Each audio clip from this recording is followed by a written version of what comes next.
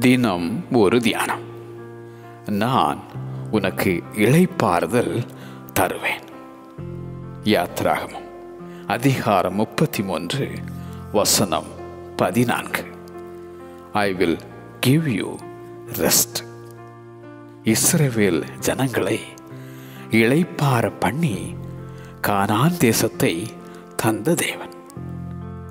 அவர் 4 திசையிலும் உனக்கு இளைப்பாறுதலை தருவார். தன்னை தேடின ஆசாவுக்கு இளைப்பாறுதலை கட்டளையிட்ட கர்த்தர். யுத்தம் விலகி கட்டப்பட்ட அரணான பட்டணங்கள், சுற்றுப்புறத்தாரால் யுத்தமில்லாத இளைப்பாறுதலை யோசபாத்துக்கு தந்த தேவன். என் ஆத்மாவே, கர்த்தர் உனக்கு நன்மை செய்தபடியால் நீ உன் இளைப்பாறுதலுக்கு திரும்பு என பாடும் அந்த தாவீது.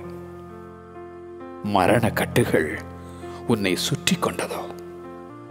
பாதாள இடுக்கண்கள் உன்னை பிடித்ததோ? இக்கட்டும் சஞ்சலமும் அடைந்தாயோ? வருத்தப்பட்டு பாரம் சுமக்கிறவர்களே, நீங்கள் எல்லாரும் என்னிடத்தில் வாருங்கள், நான் உங்களுக்கு இளைப்பாறுதல் தருவேன் என்றார் இயேசு.